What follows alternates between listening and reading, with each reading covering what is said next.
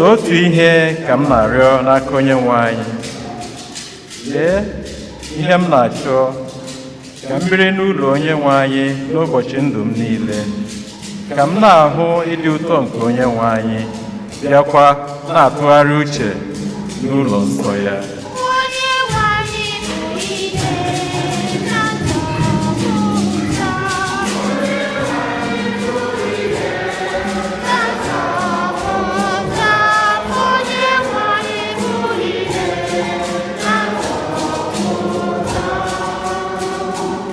Ekwere m na m ga-ahụ obiọma nke Onyenwe anyị n'ala ndị dị ndụ. Were obi si ike chere Onyenwe anyị. Chere Onyenwe anyị, obi sie gị ike.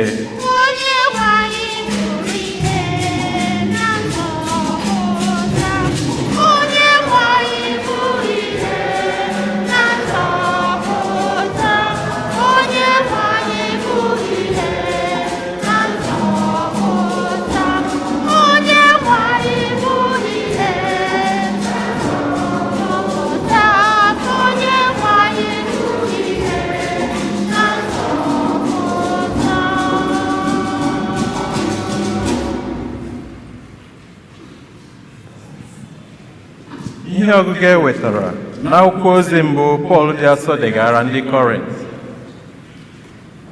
Ụmụnna m, eji m aha Onyenwe anyị Jesu Kristi na-arịọ unu ka olu unu bụrụ otu, ka unu na-ekwekọrịta ihe ibe unu na-ekwu, ka nkewa ghara ịdị n'etiti unu. Kama dịrịnụ n'otu, jikọọ n'onwe unu n'otu n'echiche na ihe unu na-ezube ime. Ụmụnna m, n'ihi na ụfọdụ mmadụ ndị si n'ezinụlọ Chloe akọrọla m na esemokwu dị n'etiti unu. Ihe m na-ekwu bụ nke a: na olu unu niile n'otu na-adị iche iche. Otu onye na-asị, abụ m onye nke Pọl. Onye ọzọ sị, abụ m onye nke Apolos. Onye ọzọ asị, abụ m onye nke Pita. Onye ọzọ asịkwa, abụ m onye nke Kristi. Ekere Kristi eke? Akpọgidere Pọl n'obe n'ihi unu, ma ọ bụ emere unu mmiri Chukwu n'aha Pọl? Kristi eziteghị m ime ndị mmadụ mmiri Chukwu, kama o zitere m izisa ozi ọma. Ọ bụghị izisa ya na amamihe nke ụwa, nke ọka okwu na nke ịsa asụsụ dara ụda, ka a ghara ime ka ọnwụ Kristi nwụrụ n'elu obe bụrụ ihe efu. Okwu nke ose bụ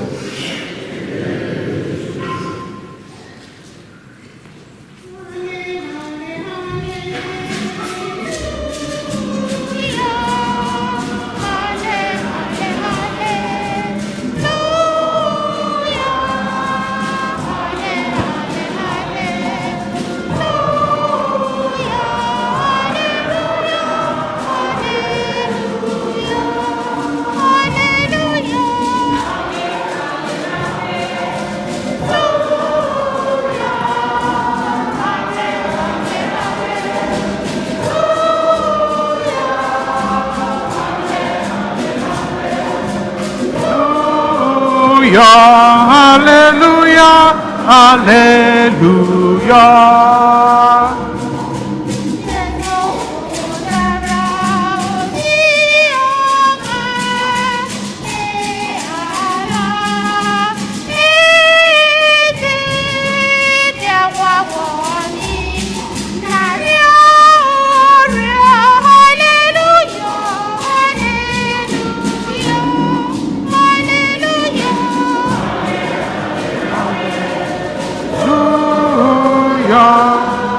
Halle, halle, hallelujah.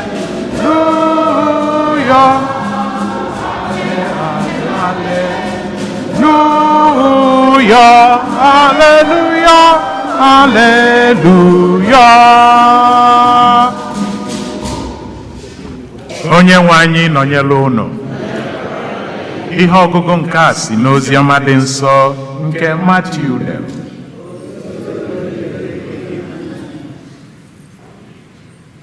Oge Jesu hụrụ na ejidela Jọn onye na-eme mmiri Chukwu tụnye ya n'ụlọ mkpọrọ, o wezụgara onwe ya jee Galili.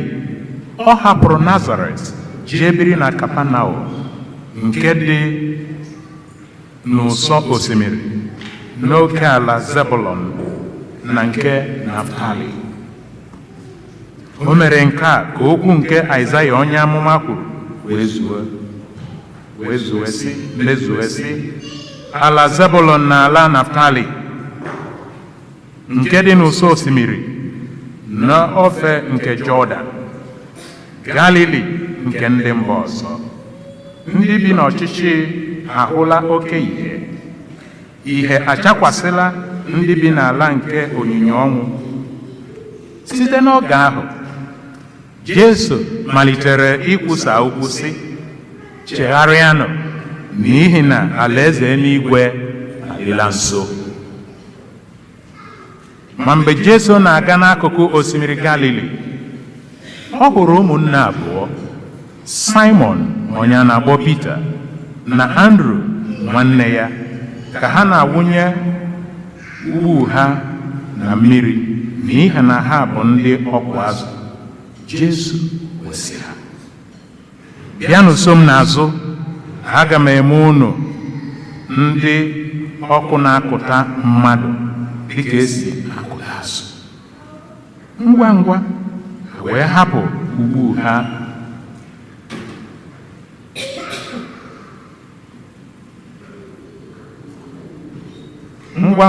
wee hapụ ugbu ha na nna ha wee sobe ya.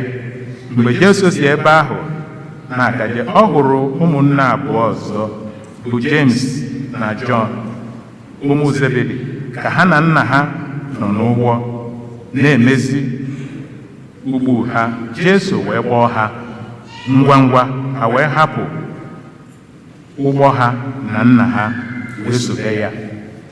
Jesu wee na-ejegharị n'obodo nke Galili na-akụzi ihe n'ụlọ nzukọ ha, na-ekwusa ozi ọma nke alaeze Chineke. Ọ gwọrọ ndị mmadụ ọrịa dị iche iche na nrịanrịa dị iche iche nke na-arịa ha. Ozi ọma gosibụla ụwa.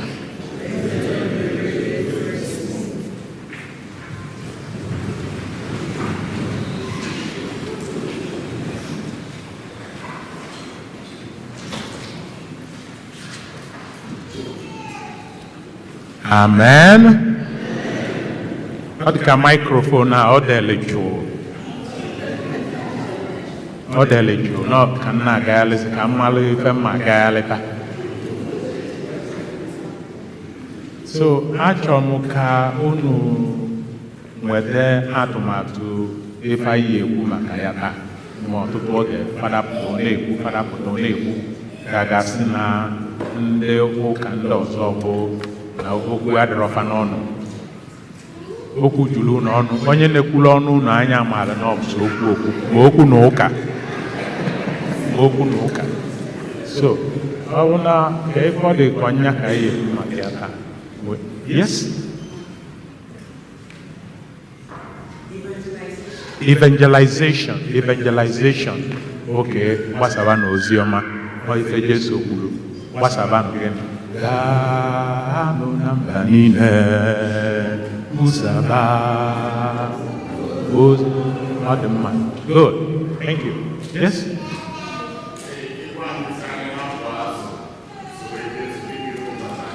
Okay.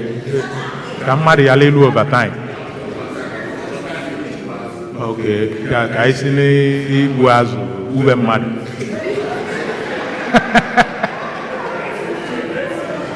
Also, guys, so in fact, the main purpose of evangelization is to follow Christ. Very good. Oku Canada Banania. Good. Service. service and dedication. Yes, personal service and dedication. Yes, you have to be committed in order to render this ministry of evangelization, commitment, a call to serve. Okwu Canada, onye nwere ife ọzọ.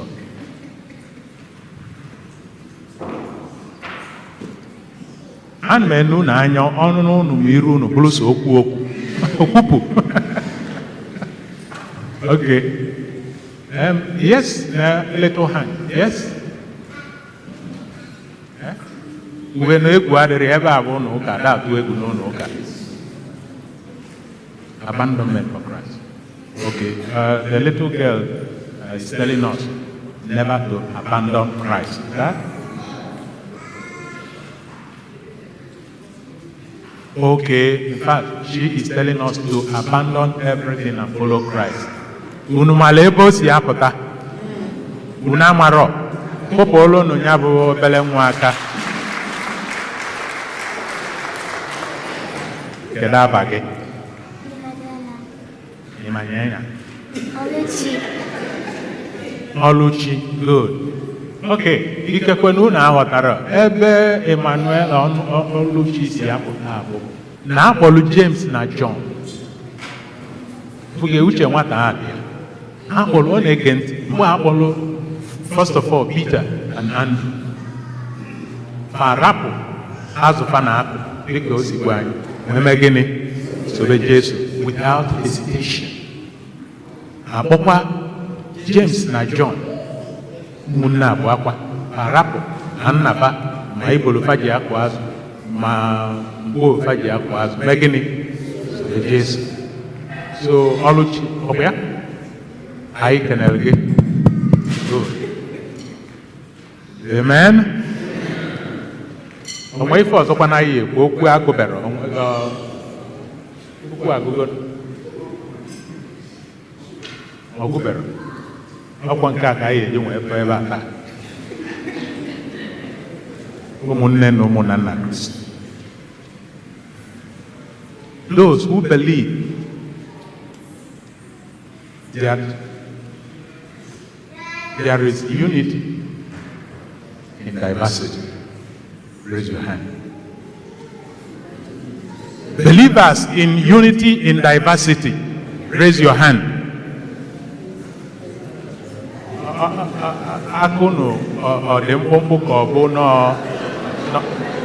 Believers in unity in diversity. Raise your hand. Okay, good. And where is this coming from?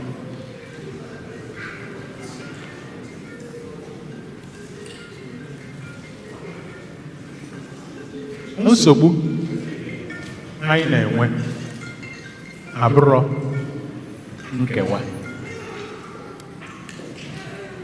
Nsogbu a na-enwe abụrọ gịnị? Nkewa.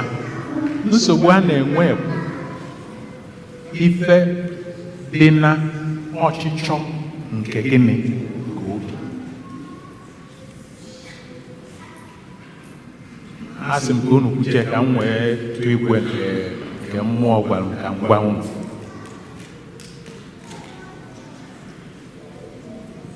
Ọzọkwa, nsogbu anyị bụ ọkọ ọchịchọ nke gịnị? Nke obi. Ọ bụrụ nkewa, ọ bụrụ na anyị ejikọrọ ọnụ, ọ bụrụ na anyị ejikọrọ ọnụ. Okwu a wee si n'ife ọgụgụ nke ụwa. Pọl wee sị na ya nọ mgbe Pọl nụrụ ife anyị nọ n'elu ya taa n'ụwa niile. Na ụfọdụ nọzi na-ekwu na ya bụ nke Pọl, nke ọzọ nke Pita, nke ọzọ nke Sefas, nke ọzọ nke Apolos, nke ọzọ nke Kraịst. Ebugo ife ọkụ ọchịchọ nke obi na-eweta. Ndị na-ekwu ife a abụrụ ndị si ebe fa amarọ, nọ ndị gbakọnatara kwe na gịnị? Ndị jikọ ọnụ na gịnị? Na Kristi.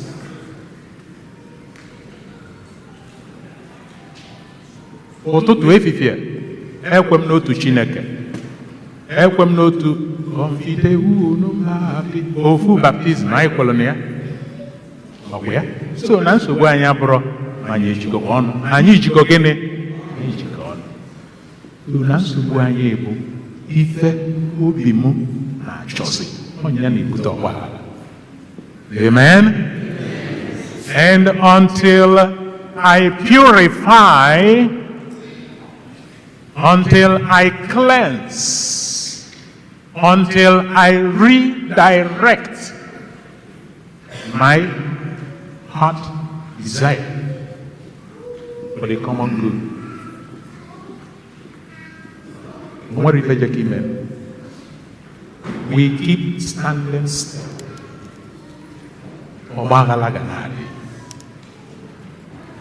Kedu ife bụ nzukọ nsọ Katọlik? Emụkwara ebe popu ụfọdụ n'ime anyị afụnụrụ popu anyị except ma ndị jegolu nnu ma mgbe St. John Paul II bịara na anyị. Mana ofu popu a ka a mụrụ gị ime gịnị? Igwe onye isi nke nzukọ ịdịkọ n'otu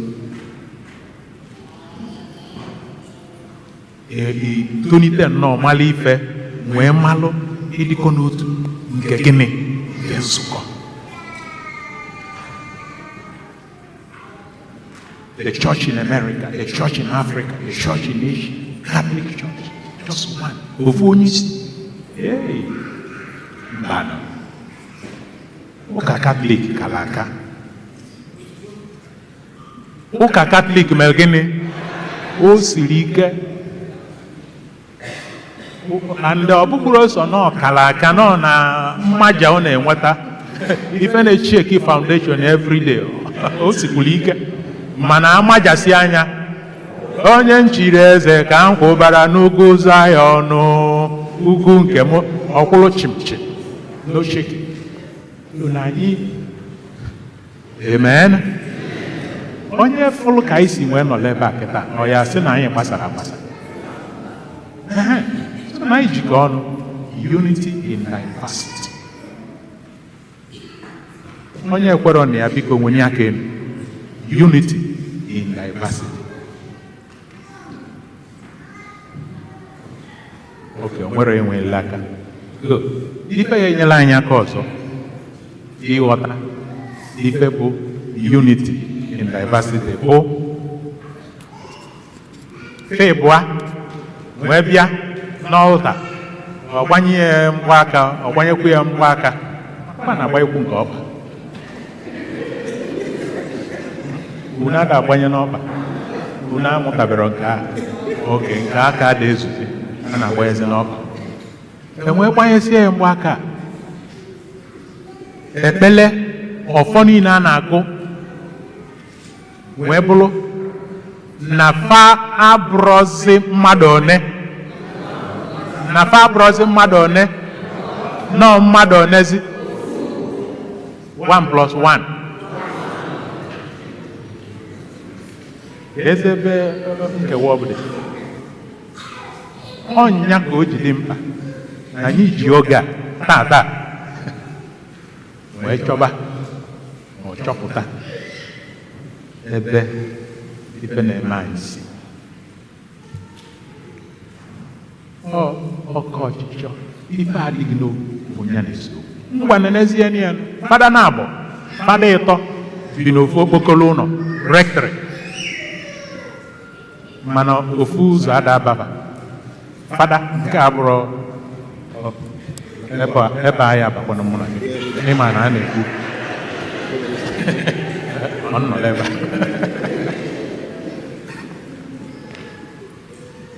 fada na-abụ ma ịtọ ma ịnọ n'ofu rectory ọmalịcha ụlọ unu enugwu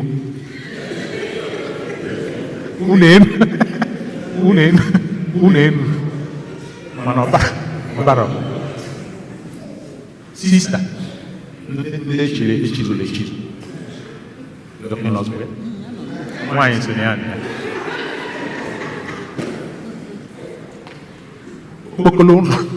okpokolo na room ụfọdụ dị empty na barọba so nsogbu anyị abụrụkwanụ nkewa kama nọọ ife ọchịchọ nke gịnị nke obi ọnya ka ife ọgụ nke ịbalị St. Paul urging us to be united in mind and purpose.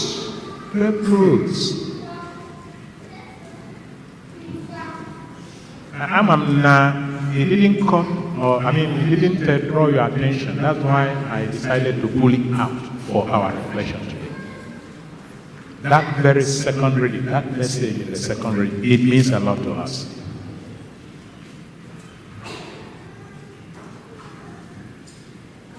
I urge you, brothers and sisters, to unite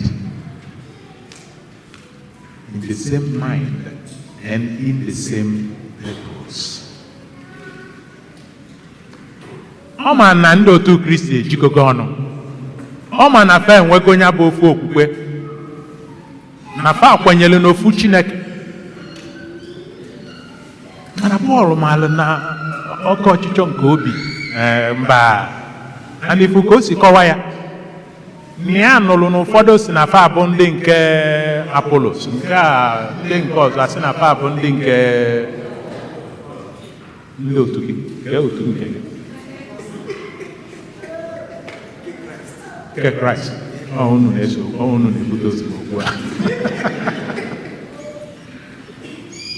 ifu gị ada ekwu maka ndị ejikọrọ ọnụ Pọl na-ede akwụkwọ a maka ndị jikọrọ ọnụ ndị anyị nwa ka a na-ekwu maka ya anyị nwee na-achọzi ịghọta ya n'ụdị dị iche iche n'ụdị na anyị chiri ụkọchukwu na anyị chiri echichi dịka ndị sista na anyị chiri echichi dịka ndị lụrụ di na nwunye and all that.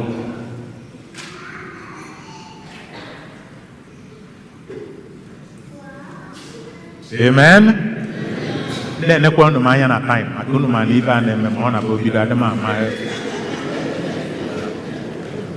di na nwunye unu wee yichee yunifọm ndị niile di na nwunye yi yunifọm bịa tata kwụrụ na ọtọ ka anyị fụ unu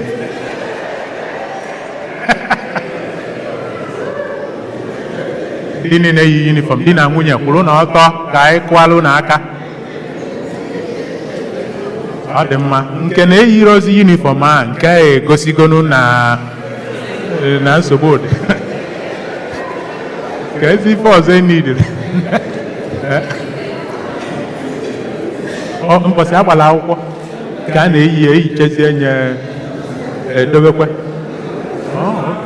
amara ọnụmụrụ anniversary okay so yunifọm a bụ show na ọ bụrụ ọnụ okay ọ dị mma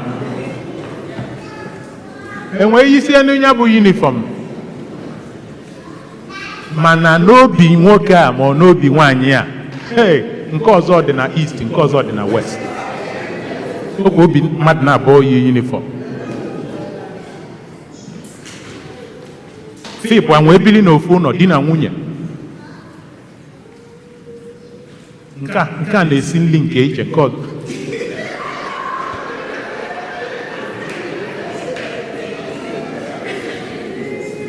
ọ na-eme ọ dị ka onwe ebe iche kpọọla anyị afa nwaanyị si na ya ma nke a kedu ebe anyị na-eje unity in diversity so ka fa ịbụa bụzi ofu arụ ọ pụtara na nwoke abụrụgo nwaanyị abụrụ nwoke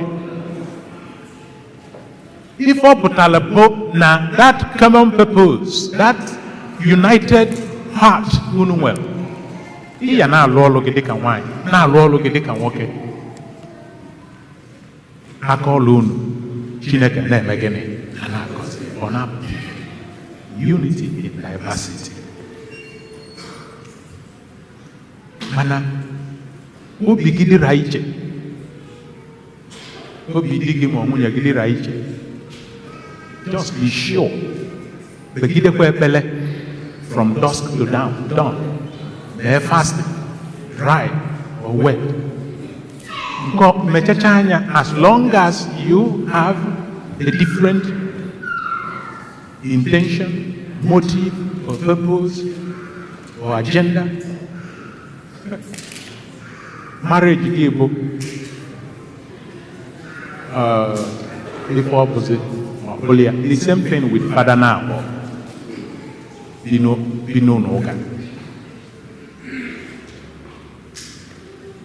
As long as the father can well his own ulterior motive or agenda or purpose. Father calls up the Gwenkia and calls up to Megani. When I forget the Sobusi, Nobro, na Nkewa. And no Makifi, because you know, amen. The first thing, and then maybe, at least 40-45 minutes in the school field. So look at that, easy up and half more. Where you know, see doctor, check it. See, I'm not half more. Was okay. Was in a major X-ray. Okay. KJ scan. See, I'm worried for you. Yamuka. I'm an issue up and because I'm not on a ball, so issue up and all that. Doctor, see, no worry for you. Okay, make a good X-ray. I'm a living. In other words, what if on your major to go X-ray and well, no coma, to go an apple. The belly pop behind.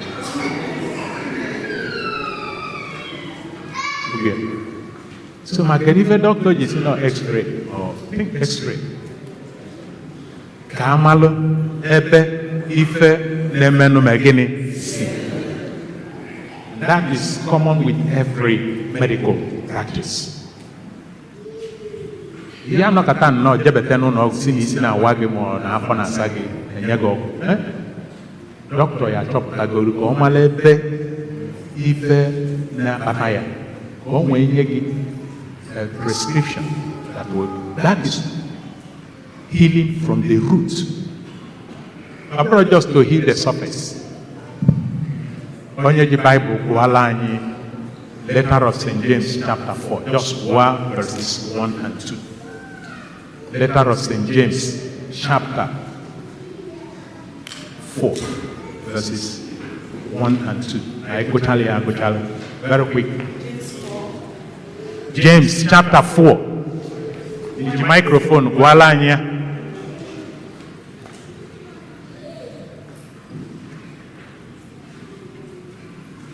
Praise the Lord. Hallelujah. James 4, 1-2. From whence come wars and fightings among you? Come they not hence, even of your... Why? Bible on Kaiji or Passport. Under my Jehovah. King James. Adam. Ye lost. Okay, you feel and desire to have and cannot obtain.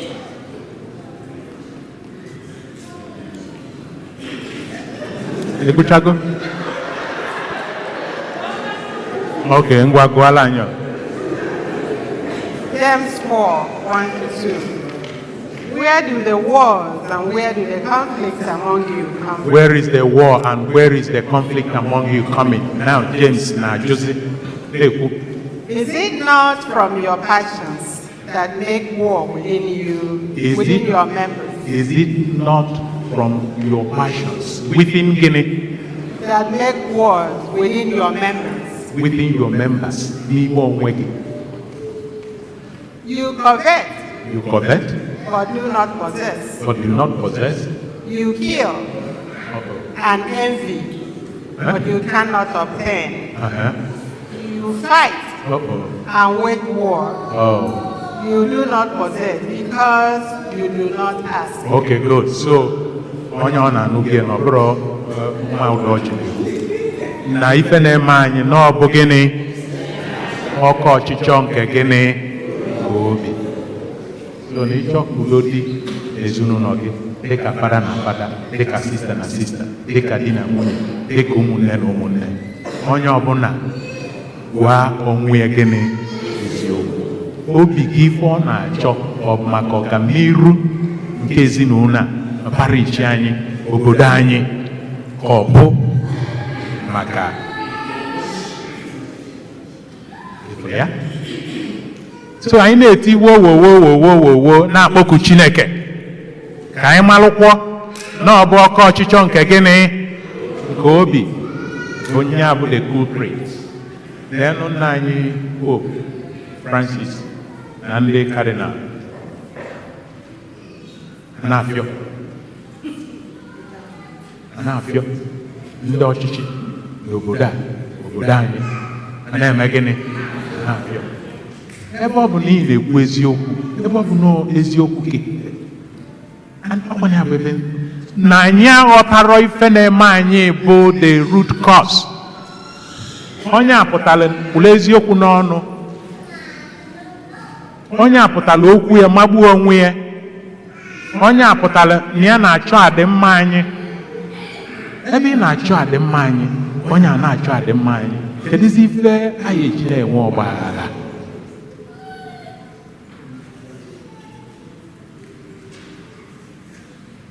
There is unity in diversity, and that is wonderful. Do you know the first Acts of Apostles, chapter 2, the descent of the Holy Spirit?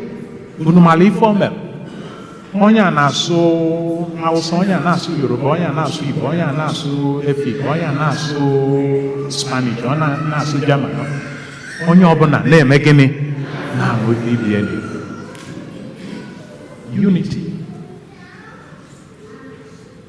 There is unity in diversity, and that is the gist of this life. Na-abịa kịta afọ anyị ma ụmụaka ma okenye ma ndị ọcha ma ndị ojii, onye ọbụla na-eto Chineke. That is the joy, that is the mystery of God. But then ọkọ ọchịchọ nke obi wee na-akụnyezi gịnị mkpụrụ nke gịnị. The first tool the devil does or uses is what? Division.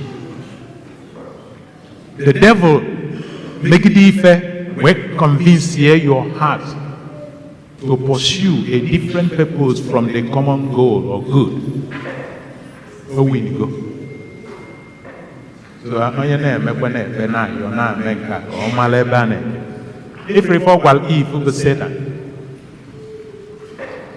the devil redirected her purpose, her intention, her desire on when you're supposed to. Eve, chobazi force,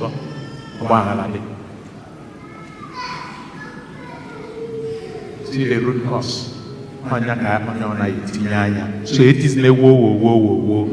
Atas na madota. Atas na mmadụ gịnị ụta wepụ anya n'ebe onye ọzọ nọ, tinye anya na gịnị n'onwe gị. Ọkọ ọchịchọ ka obi ya bụ so. How many states made up this state? 50 yes. Ije na ụfọdụ ka na-alara ụlọ kịta, ụfọdụ na-eteteta n'ofu obodo. There is unity in diversity.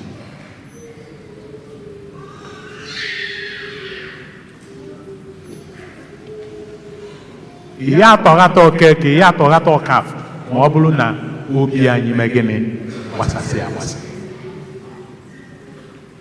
Evangelization, sister, no evangelization is worthless or ineffective if we can have a common purpose. Because in the evangelize, na conquer, is equal na opposite direction. Because then we will agenda them ịfụrụ ya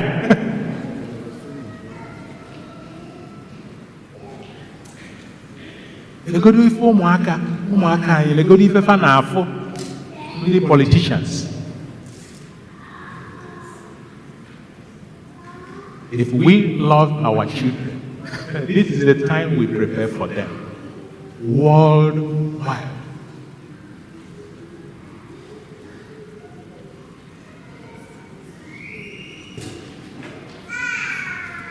Finally, ife ọgụ nke mbụ si na ndị nọ n'ọchịchị n'ife emego gịnị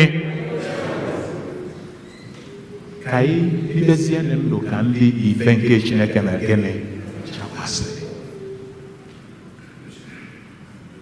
Anyị na-ayọsi Chineke n'ime okwu Chukwu nke taa toro ogologo o nyere anyị aka ka o fichapụ gbanwee kpochapụ ajọ ọchịchọ nke obi anyị nwere ike ịfụ mmadụ ibe anyị dịka nwanne anyị, ndị otu ofu obi unu anụ ya, igwe bụ ike unu anụ ya, onye agha na nwanne ya unu anọzikwa ya, nwanne dị na mba emezi ya nha. Ka Chineke gozie anyị site na Kristi dị nwe anyị.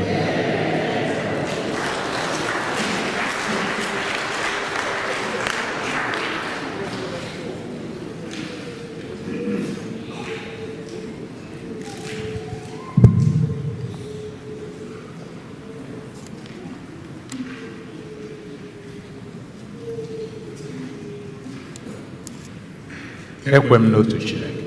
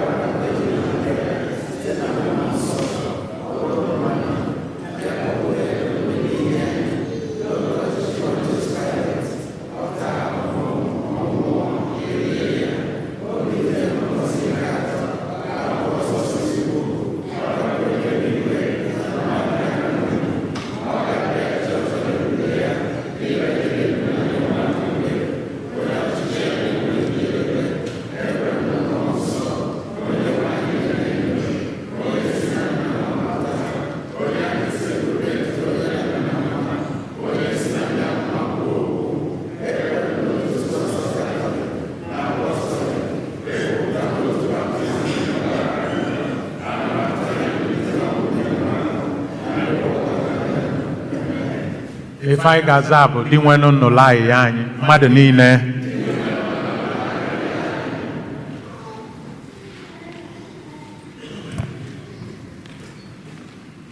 Maka ndị otu nzukọ Kristi nke bụ ahụ Kristi na ndị ndu ya ka ha jikọta ọnụ na-efe Chineke n'ime mmụọ na eziokwu, anyị arịọ gị dị nwenụ anyị. maka ndị obodo niile dị n'ụwa na ndị ndu ha ka ha na-akpachapụrụ ndụ anya na nkeji ọbụla dịka onyinye dị oke ọnụ si n'aka Chineke bịa, anyị arịọ gị dị nwenụ maka ndị nne na nna, ndị nkụzi, ndị na-agwọ ọrịa na ndị na-enyere ha aka, ka ndụ ha na omume ha na-egosipụta eziokwu nke oziọma Kristi oge niile, anyị arịọ gị dị nwenụ maka ndị niile anyị hụrụ n'anya nwụrụ anwụ ma ndị nwụrụ na-enweghị ndị hụrụ ha n'anya, ka ha nweta aṅụrị nke ndụ ebe ebe n'ime Kristi, anyị arịọ gị dị nwenụ maka anyị niile bụ ahụ Kristi gbakọrọ n'ebe a taa, ndị aha ha dị n'akwụkwọ ekpere anyị, ka anyị na-abawanye n'okwukwe site n'oriri dị asọ bụ ahụ na ọbara Kristi anyị na-anata. Anyị arịọ gị dị nwere maka ụmụnne anyị ndị nwụrụ anwụ, ọkacha ndị anyị na-echeta na Maasị dị asọ taa, ka Chineke mere ha ebere, gbaghara njọ ha, ma nabata ha n'ala eze ya. Anyị arịọ gị dị nwere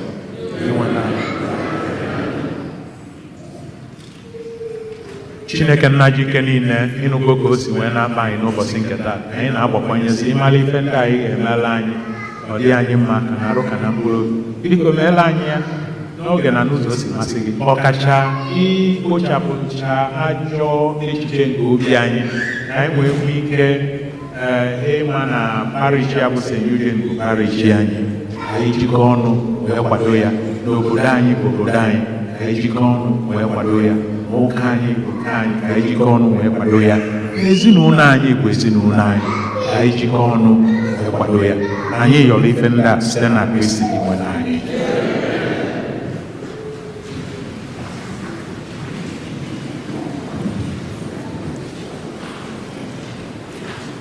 nụrụ n'ime mmemme anyị nụrụ n'ịbụ dike anyị nụrụ n'ịnasa njọ, anyị bịara ọbụrụ eziokwu. Ụmụ gị nụrụ n'ịna-agwọ ọrịa, anyị nụrụ n'ịna-eme mma anyị nụrụ n'ebe nsanyo, anyị bịara ọbụrụ eziokwu.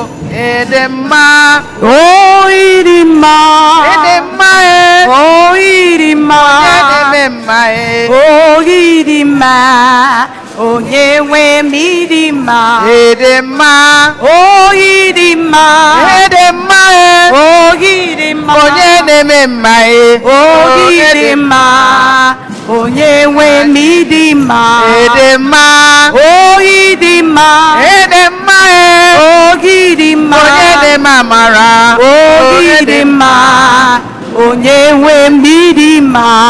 ụmụ gị nọrọ n'ịna-agwọ ọrịa, anyị nọrọ n'ịna-enye nwa, anyị bịara n'ụlọ nsọ gị ka anyị wee hụ n'ọnọbụ eziokwu.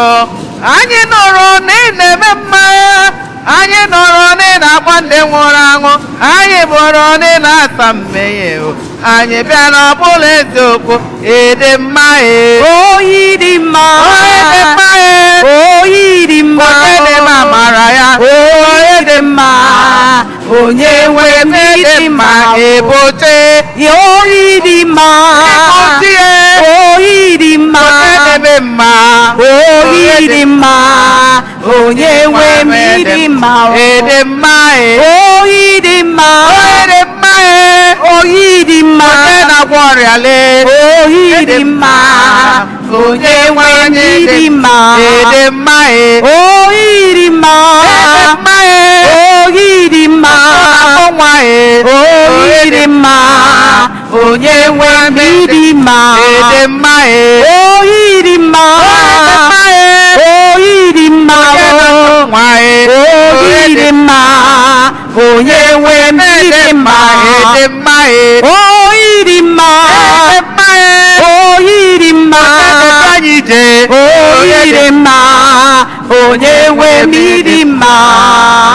gbara ụlọ n'igwe, anyị ga-ahụ onye nzọpụta, anyị ga-ekele ya ihe ọma ahụ niile o mere anyị. O ziri anyị ezi ụzọ wee gbapụta anyị n'ọrụ. Mma Jizọs, onye ebere m ga-asị ya, Mama, ga-asị ya, mama, ga-asị ya, mama, onye na-eme mma, imela, ga-asị ya, mama, ga-asị ya, mama, mama Jesus, onye ebere, ga-asị ya, mama, ekele ya, mama, onye na-eme mma, mama, ekele ụmụ gị, imela, anyị na-asị gị, mama, papa m, mama, ewo, mama Jesus, onye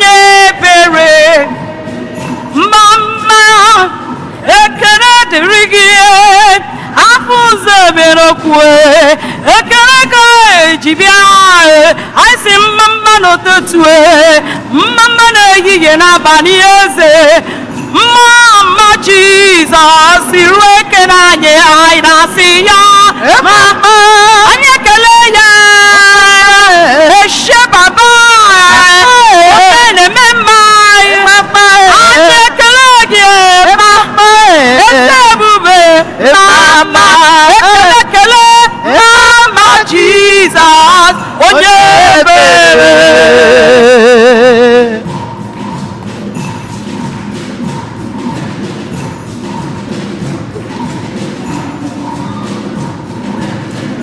mama daddy mama mama mama mama na ese mama papa mama Jesus onye ebere m gasị ya mama oh papa mama oh papa mo mama oh ese mo imela ekene gị mama mama mama Jesus onye ebere akọziela m nwa Chineke nna na akọziwa m ebighị ebi ọgọziwo m Chineke si na ọgọziwo m ebi ebi ọ na-enweghị mma na onye nwe uwe nna m ọ na-enweghị mma ebighị ebi ọgọziwo m Chineke si na ọgọziwo m ebi ebi onye nwanyị udo ya eze ebube si na onye nwanyị mma ebighị ebi ọgọziwo m Chineke si na ọgọziwo ebi ebi ezi chi m lele ọgọziri m chi m lele ọgọziri m ezi chi m lele ọgọziri m ezi chi m lele ọgọziri m onye na-eme mma ọgọziri m onye bụ dike ọgọziri m onye sekibu ọgọziri m onye na-agwọ ọrịa ọgọziri m onye na-enye ndụ ọgọziri m onye na-ediche ọgọziri m agọzie ọ gọziri anyị agọzi ya n'ụwa na ọ gọziri anyị agọzi o tinyere anyị dara ọ gọziri anyị eziti mmele ọgọziri m eziti agọzie mmele ọgọziri m eziti agọzie mmele ọgọziri m eziti agọzie mmele ọgọziri m onye na-eme agọzie mma ọgọziri ha onye agọzie na-agwọ ọrịa ọgọziri m onye na-enye agọzie ndụ ọgọziri m onye bụ agọzie dike ọgọziri m agọzie ọgọziwa anyị ya onye nwe ụwa nna m ọgọziwa anyị ya ebighị ebi ọgọziwo m Chineke si na ọgọziwo m ebi ebi onye nwanyị ndụ ya onye nwe ụwa nna m onye nwanyị ndụ ebighị ebi ọgọziwo m Chineke si na ọgọziwo m ebi ebi ọgọziwa m nna m eze nna ọgọziwa anyị ya ebighị ebi ọgọziwo m Chineke si na ọgọziwo m ngasị m efela ya ọ gị ga-emere m ihe ọ na-emere m ị ga-asị m efela ya onye na-eme mmemme nwere m ihe m nara ọnụ ya o ị ga-asị m efela ya ọ gị ga-emere m ihe ọ na-emere m ị ga-asị m efela ya anapụmara m ụmụ nara ọnụ ya o ị ga-asị m efela ya ọ gị ga-emere m ihe ọ na-emere m ị ga-asị m efela ya akwụnakwara agbawakwa m ọrụ mbụ na nna ya ị ga-asị m efela ya ọ gị ga-emere m ihe ọ na-emere m ị ga-asị m efela ya anapụmara onye nwakwa m ejima nna ya o ị ga-asị m efela ya ọ gị ga-emere m ihe ọ na-emere m ị ga-asị m efela ya ayọrọ m ya nwa onye m nwa nyekwasa m ọzọ ị ga-asị m efela ya ọ gị ga-emere m ihe ọ na-emere m ị ga-asị m efela ya ayọrọ m ya udo onye m udo mmaji mmaji ị ga-asị m efela ya ọ gị ga-emere m ihe ọ na-emere m ị ga-asị m efela ya onye na-eme mmadụ mewara anyị ihe ị nara ọnụ ya ị ga-asị m efela ya ọ gị ga-emere m ihe ọ na-emere m ị ga-asị m efela ya akadide mewara anyị ihe ị nara ọnụ ya efela ya ị ga-emere m ihe ọ na-emere m ụdị mmadụ gịnị ka ọ bụ aha mmadụ gịnị ka ọ bụ mmadụ gịnị ka ọ bụ aha mmadụ gịnị ka ọ bụ ya bụmakwa aha mmadụ gịnị ka ọ bụ obere nwaanyị ọka ga-awa ije aha mmadụ gịnị ka ọ bụ anya ga ka ọmụma nwa aha mmadụ gịnị ka ọ bụ ọ na-eto ya n'ọbụ eze too ya n'ọbụ eze to ya n'ọbụ eze too ya n'ọbụ eze o mere gị mma to ya n'ọbụ eze too ya n'ọbụ eze mma to ya n'ọbụ eze too ya n'ọbụ eze mma to ya n'ọbụ eze too ya n'ọbụ eze ọrịa kene ya n'ọbụ nne too ya n'ọbụ eze ụdị mmadụ gịnị ka ọ bụ aha mmadụ gịnị ka ọ bụ aha mmadụ gịnị ka ọ bụ aha mmadụ gịnị ka ọ bụ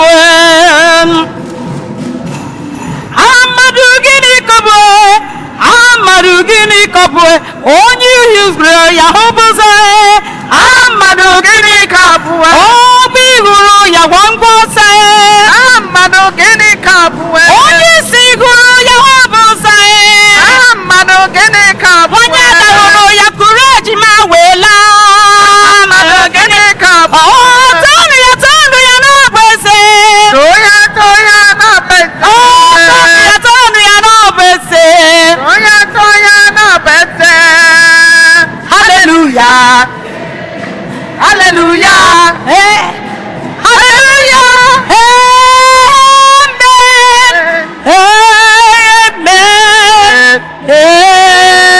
amen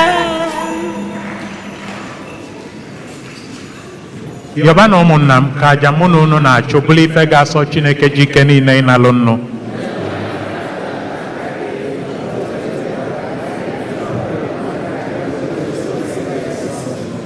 onye nwe anyị biko mee ka onyinye ndị a bụrụ ihe ga-asọ gị ịnalụ nnu mekwa ka aja anyị na-achụ doo anyị asọ bịa wetara anyị nzọpụta site na Kristi dị nwe anyị onye nwe anyị nọnyere unu welite n'obi enu ka anyị nye n'ụdị nwenu Chukwu anyị ekene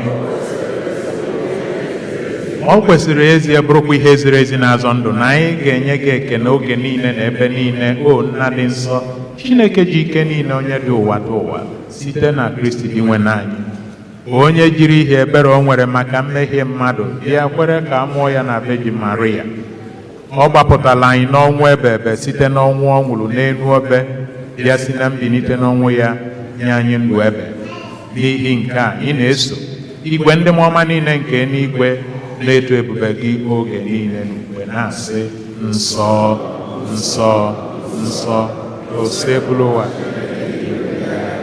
ebube gị jupụtara n'eluigwe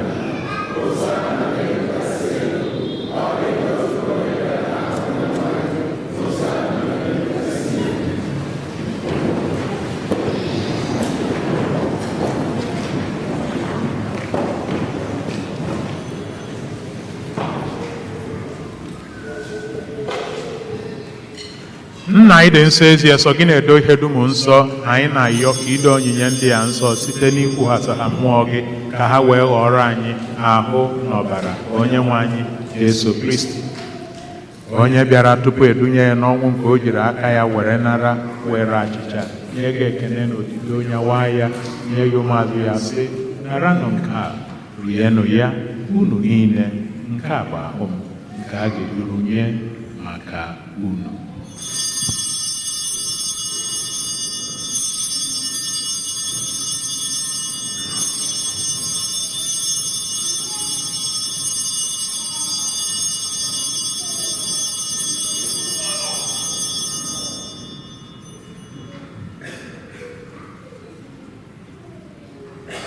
otu ahụkwa ka o si mee mgbe ha richara nri anyasị o buru iko mmanya nyekwa gị ekele na otito bunye ya ụmụazụ ya sị naranụ nke a ṅụọnụ ya unu niile nke a bụ iko nke ọbara m nke ọgbụgba ndụ ọhụrụ dị ebe ha ga-agba ya n'ihi unu na n'ihi mmadụ niile ka e were gbaghara njọ na-emenụ nke a na ncheta nke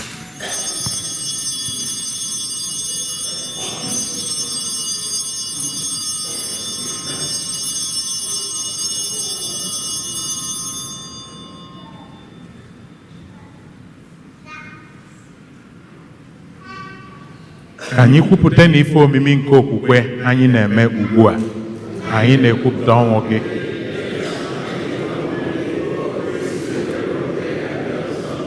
Nna, na ncheta nke ọnwụ na mbilite n'ọnwụ nke nwa gị, anyị ebunye gị achịcha nke ndụ na iko nke nzọpụta. Anyị na-ekene gị n'ihi na ị kwere ka anyị dị mma ịkwụrụ n'ihu gị na-efe gị.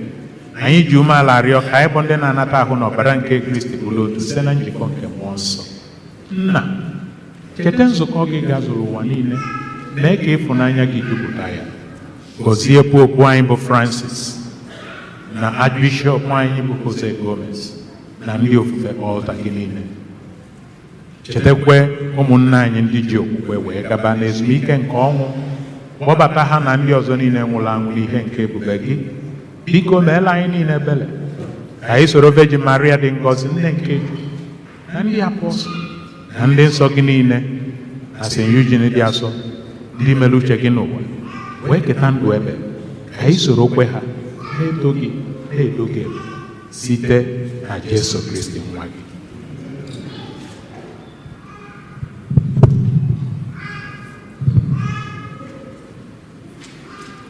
Per ipsum et cum ipso et in ipso est ibi Deo Patri omnipotenti in unitate Spiritus Sancti omnis honor et gloria per omnia saecula saeculorum.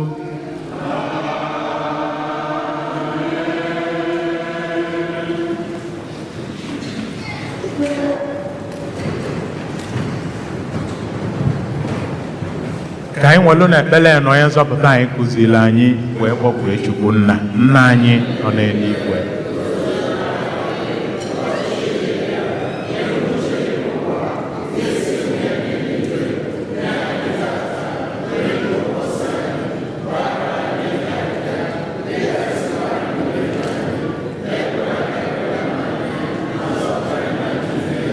Zọpụta anyị na-ayọ gị o osebụlụ ụwa na ajọ ihe niile, were ebere nye udo n'oge nke anyị site n'inye aka ebere gị. Ka a zọpụta anyị na njọ oge niile, anyị ewelu gbanarị nsogbu niile, welu nchekwube dị nsọ na-atụ anya maka mbịaghachi nke onye nzọpụta anyị Jesu Kristi.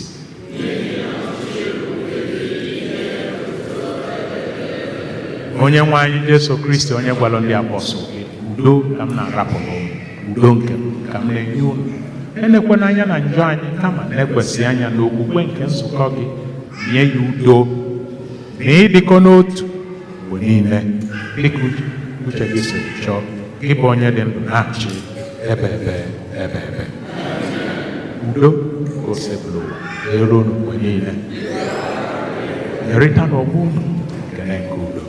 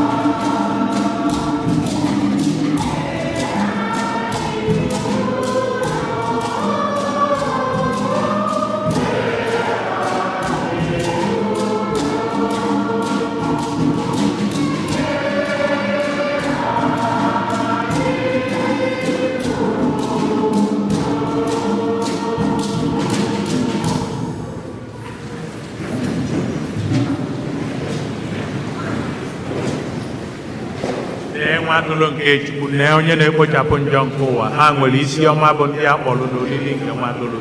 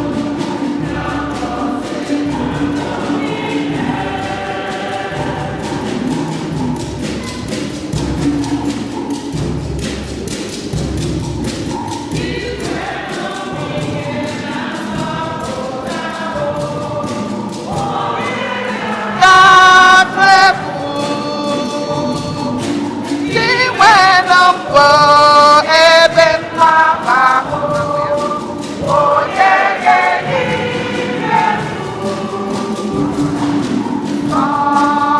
otu ihe ka ha nọ n'aka n'ime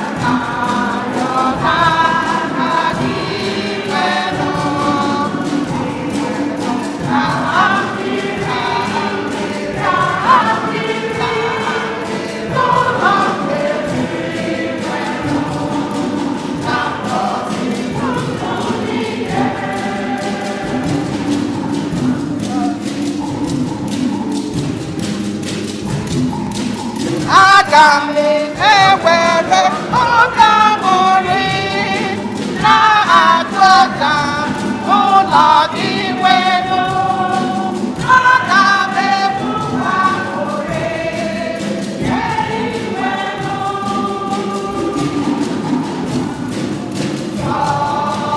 otu ihe ka na-arịọ n'aka gị nwenu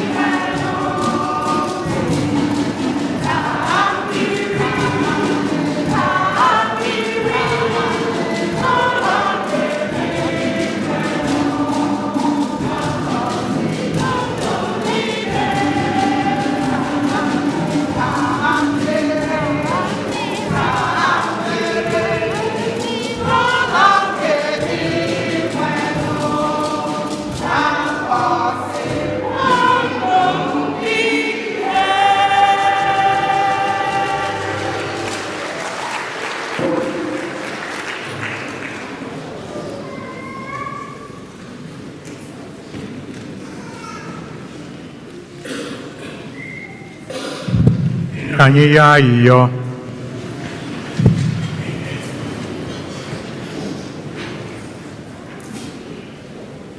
Chineke ji ike niile, biko mee ka amara gị nke na-enye ndụ na-edu anyị, ka anyị were ṅụrịa na onyinye gị oge niile. Anyị yọrọ nke a site na Kristi dị nwe n'anyị.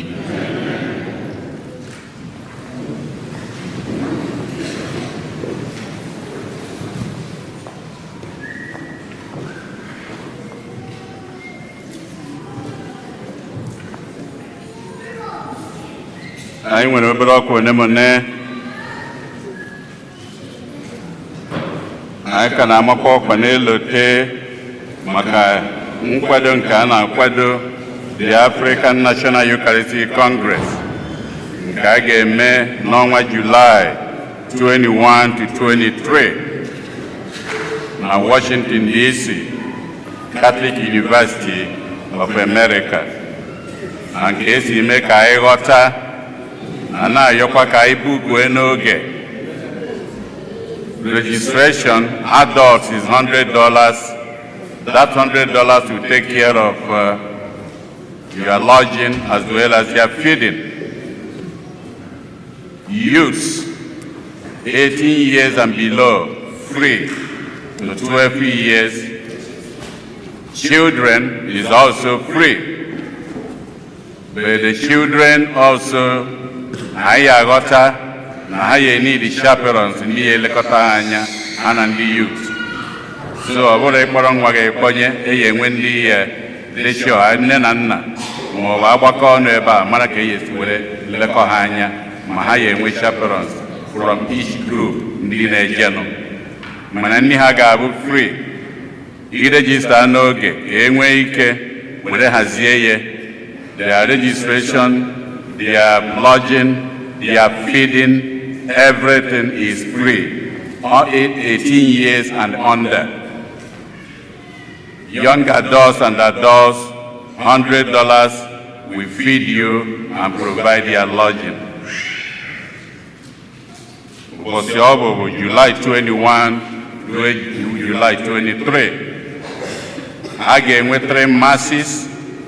The Friday is the opening mass, the Saturday is the unity mass, and the Sunday is the closing mass.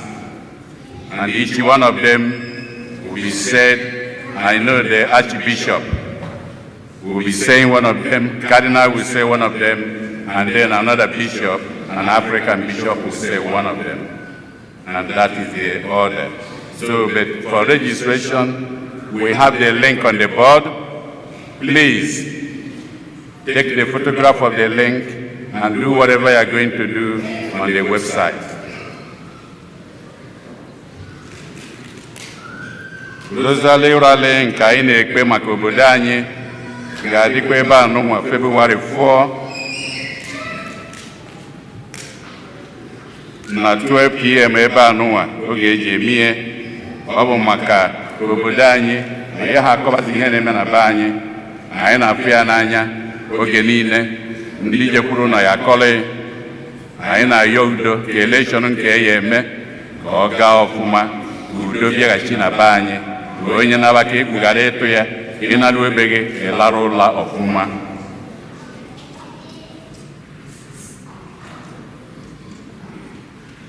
wee na-elotekwe anyị na-akwado Black History Mass bido n'arọ agawa ka esi akwado nke arọ anyị nwa na onwe anyị na-anọbu n'akụkụ mana kịta anyị nọzi n'ime ya anyị so ahụ ihe gbasiri ya ịhazie Black History Month at the Cathedral.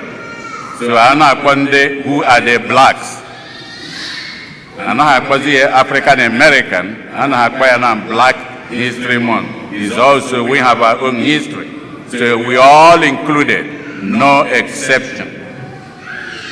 I'm in the planning, Dr. Amuchie is in the planning, our choir will be a part of it, and Father Mike Ume will be the homilist for that mass. So we are there whole and entire. I will now in Ecuador, February 18, 5 p.m. at the Cathedral. Ka anyị ghara ịnọzi n'akụkụ, ka anyị ghara ịgụpụ onwe anyị, anyị abịago, esi na ga-afụta soro na-eme, amara na-efụtago.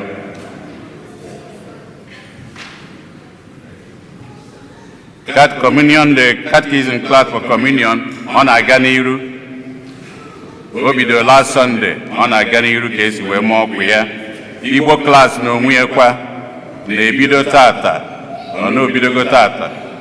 Ndị akpọtabeghị ụmụfa dịka esi wee ma n'ọkwa n'oge gara aga. Ofu nwata bụ $20, $35 ma ọ karịa ofu nwa ka ha ji eme ya. Ha na-emekwana ya kwa ụka, schedule ya apụtago. So ka anyị gbaa mbọ. O nwere onye nke kpọrọ m nnyaa were na-asị na nwa ya ọ na-ewu iwe na ya nọ UCLA na ya anaghị anụ enyi ndị ya na ya roommates ya ndị China na ndị Hong Kong akpọ ha na nne na nna ha a na-asụ gịnị a na-asụ Chinese, ndị nke Hong Kong a na-asụ nke ha akpọzie nyanwa na yanwa amara Igbo ha na-anụ ihe ya na-ekwu ya na nne ya na nna ya na-ekwu na ya adịrọ happy with it. Onye ka ya amụ ikpe? Onye ka ya amụ ikpe? Kpọpụta na ụmụ unu, kpọpụta na ụmụ unu. Ibi ebe a fụọ nwata Igbo esi ya kedu ọsịghị ha esi nwata Hausa sụwara ya Hausa ọza gị na Hausa, sụwara ya Yoruba ọza gị na Yoruba. Lesuo ndị nke Ghana, ọzaghị na Ghana, izuziere nke Igbo, ọsọghị ha. Nne na nna, ụnụ ka anyị na-agwa. Ha tonite, ha adị happy with us. Ha adị enwe aṅụrị with anyị nwa. Ị nwere ike ị na-eme eketa, ha mma adị ha mma. Mgbe ị na-asụ Igbo na be gị, ụmụ gị ya amasụ Igbo, ha ya anụ ya anụ. Ọ bụ anyị ka ọ lụọ nwa dịara. The young adults, you have your meeting today. And to make it easy for you, is a virtual meeting, I was told. You have your virtual meeting today at 4 p.m. And young adults and the youth, you should understand that Ugonna, are you here? Please, may you stand. Ugonna Ifedeva, Potakene, let me reintroduce you again because sometimes they may not know what we have in our community. Ugonna Ifedeva is, when you talk of a person who is in charge of all the young adults in the United States under the Catholic ICUSA and the Catholic Bishops' Conference, as far as we are concerned, this is he. So, Kaegota, what we have? Kaegota here, all the young adults, parents, please encourage your children. Let them come together under him and under the Ndini na Afuamaka. Obo na ibunyi yolo osina ihe aka ya alụ and all ya ga mana anyị nwa anọzi na be ya da akwadie. Ọ dịghị nke ọ bụ ihe ziri ezi.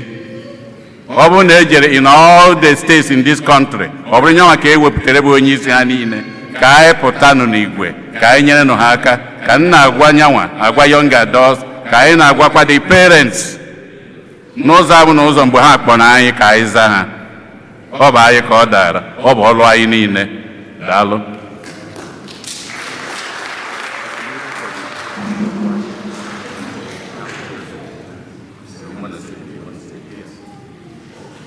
Very quickly,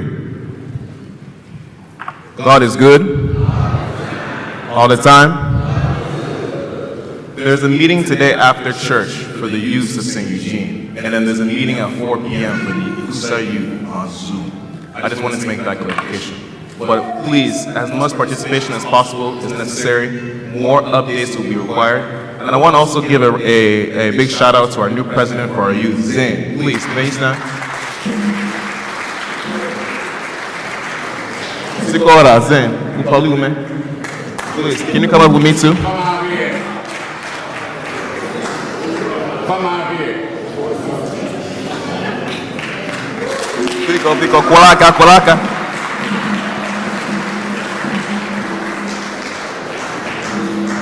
Zain was elected last Sunday as the youth president for St. Eugene. So let's please round of applause for him. So to be clear, I am the national president and he is the St. Eugene local president. But we're here for our youth, we're here to show that we're serious about our responsibilities. And we take this role very seriously. So again, in the youth, Pico, Biana are meeting after church today, and at 4 p.m. virtual ICUSA meeting. Okay? Thank you. Ndị be ka anyị kụpụrụ ụnụ aka ha chapụrụ achapụ.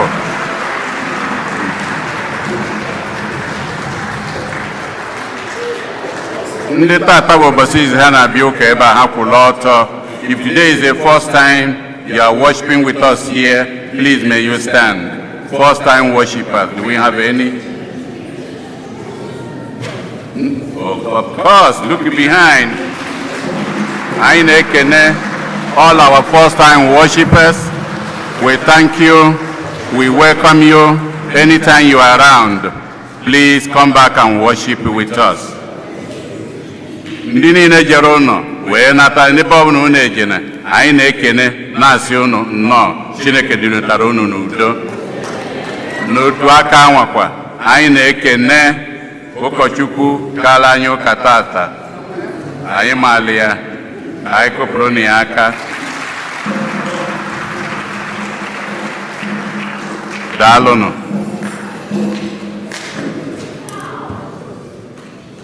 Onye nwe anyị nọnyere unu. Ka Chukwu ji ike niile gọzie unu, Nna na Nwa na Mmụọ Nsọ. misa agụsigo na bana do. Maria Zinne, Maria Zinne, Maria Zinne, oh. Maria Zinne, Maria Zinne, ne muru Jesu. Maria Zinne, Maria Zinne, Maria Zinne, Enje mono. Maria Zinne, Ne muru Jesu. Maria Zinne, Ne nwere atụ. Maria Zinne.